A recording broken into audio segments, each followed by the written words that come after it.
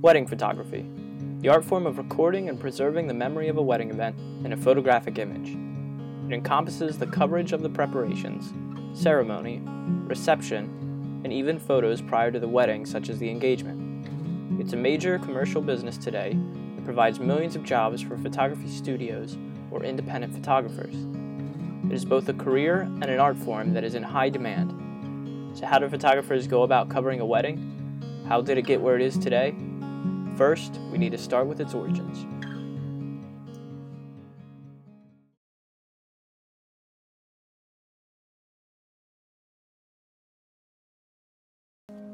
Wedding photography started back in 1840, when photography was new and photos were recorded on glass plates and metal sheets. During this time, photography had very little commercial use, but nonetheless, the idea of recording special and historical events had been in the minds of many since the invention of the photographic art form. The first cameras used back then had many limitations, and the issues with lighting and size of the equipment meant that most early photography photos were done in a studio. One of the first would be the posed portrait photos of the wedding of Queen Victoria and Prince Albert in 1840. Most couples of more humble means would not hire a photographer for any duration of time, but instead dress up in their best clothes and go get one portrait done either before or after the wedding. The bride and the groom would typically arrive at the studio, and the shot would be posed and set up. Over the years in the 20th century, the furthering of technology granted color to be added to photographs, but the process was too unreliable. Colors shifted and faded after a short period of time, so photographers continued to work with black and white film until the 1950s. While technology led to the invention of new materials used for producing photography film and developing, wedding photography techniques remained the same. But as the equipment changed, so did the style of photography. It wasn't until the end of World War II that the photography business would really take off. The idea of capturing the event itself was born from the wedding boom after the war. Photographers would use rolls of film to take multiple shots and bring along portable flashbulb lighting.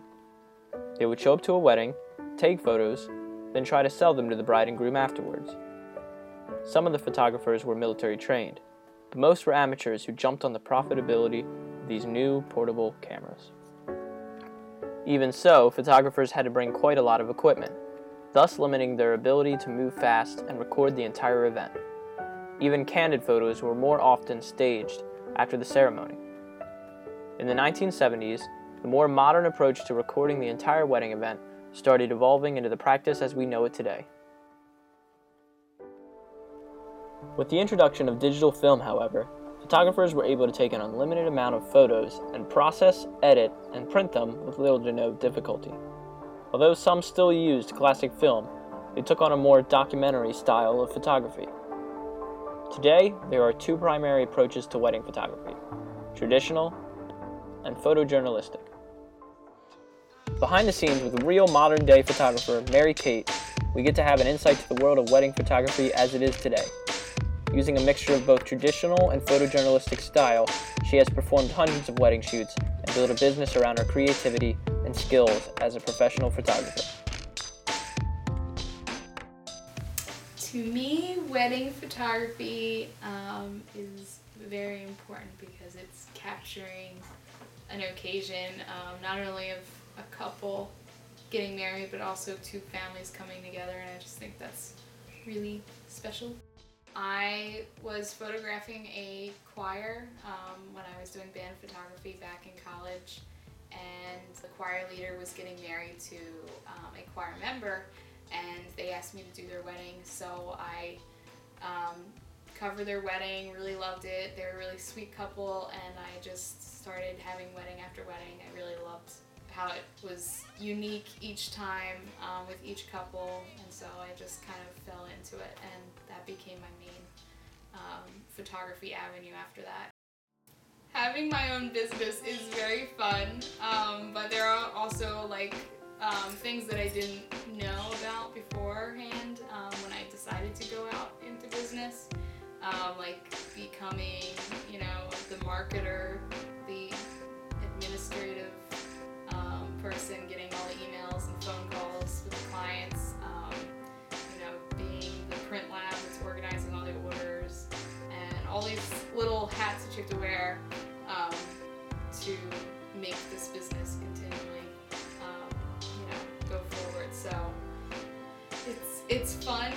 have your own hours and everything, but it is a lot of work, and I don't regret it. But I always just tell everyone, make sure you get business classes before you start your business, because even though it's a photography business, probably 50% of that is a business aspect that you wouldn't normally learn in a photography major.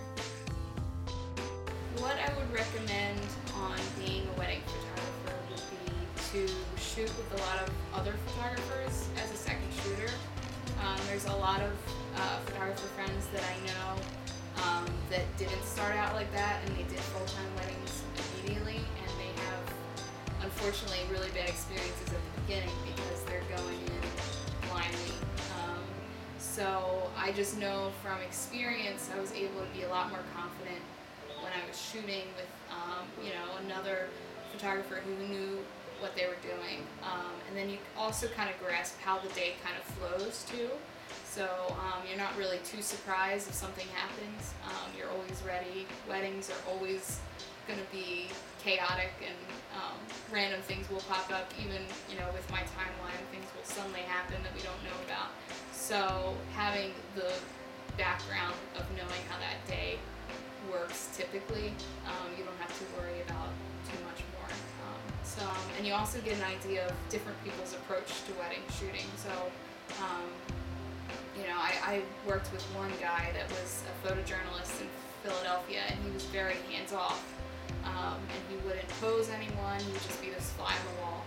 And then I would also work with this other girl who was very into fashion type of images, so she would pose them a lot, and it would be very posed the entire time. So what I learned just from the two of them, I was able to blend being a fly on the wall and capturing those moments of candid, during getting ready, or the ceremony.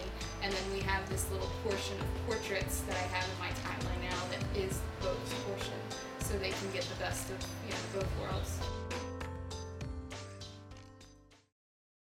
What I would recommend in general when you're starting out with wedding photography is to have a camera body, obviously, a zoom lens, wide angle lens, and then also like something that's a portrait lens, which would be like either an 85mm or 50mm, something that's closer to what we perceive with our human eye, and it's a lot more close up. I would recommend a backup body of a camera just in case things blink out, and then you are completely stranded if you don't have that second body to use during the wedding.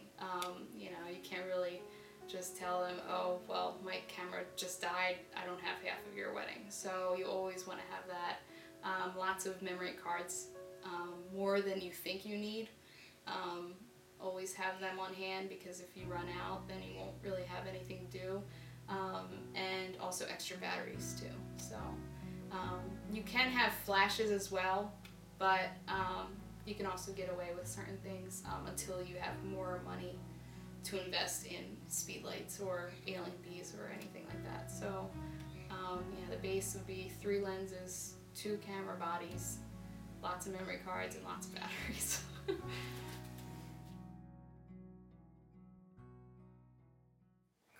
For couples that I cover their weddings, I start off with an engagement session. It's usually about an hour to 2 hours on location. I'm all on location photographer, so I don't have them come into my studio. We just kind of figure out a spot that they want to shoot, usually outside. From there, I give them their proofs 2 weeks after the engagement session. Then we sometimes have like a bridal session or a boudoir session where it's focusing on the bride, and we would focus on her wedding dress or something like that, and that's a quick session. And that would be the same formula where 2 weeks after that they would get their proofs, and then they can approve edits and get their CD. And then a month before the wedding we go over the timeline, and I just tell them my usual times that I'm used to, like getting ready for the girls take about an hour, whereas getting ready with the guys usually take a half an hour. So we kind of customize my general timeline to what they would have for their wedding. And along with that, we go over all the family formals, which are basically a list of the family groups that they want photographed, and they'll give me names so I can just call them out on the wedding. So on the wedding day, I arrive, I'm pretty much following this general timeline of where I need to be or where my second shooter needs to be at a certain time. But if something is late, we always just go with the flow and work with them. I try to be very in the background because I know that it's a very chaotic and stressful day. I'm very relaxed and laid back when it comes to that, so they don't feel any stress.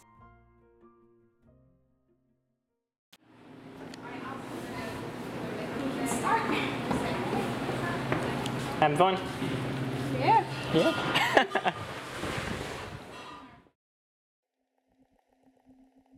After the wedding, I usually do a preview or like a whole bunch of highlights of the day that I put up on my blog. And so they do the same thing as far as engagement session and bridal session, where they go through and let me know if they need any additional edits. If they don't, then I put everything on the CD and send it out to them. So, and then we can get started on album design or prints that they want to order from there. I will probably feel the change in technology in the upcoming years. But I've been lucky where I started after digital was pretty much the forefront of wedding photography. I know that I talked to a lot of photographers that have been in the business longer than I have, and they had a huge transition going from film to digital.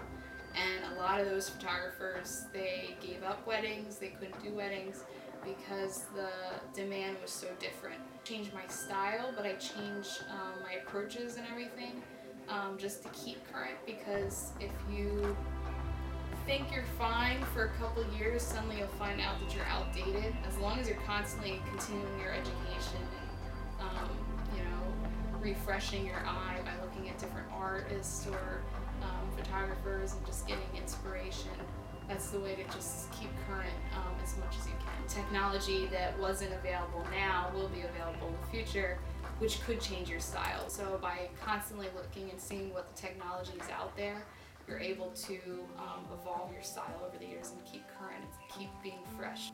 It is very enjoyable being a wedding photographer.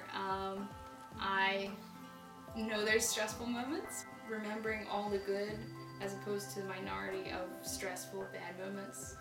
There's always going to be a crazy guest at the wedding that you gotta just figure out how you can deal with them and make them happy, or mother of the groom or mother of the bride. I love it, all the things that I get to experience with each wedding, and constantly thinking on my feet. For me personally, I need to be in a different spot, different location, different people. I really love being able to do that and be my own boss. So yeah, I really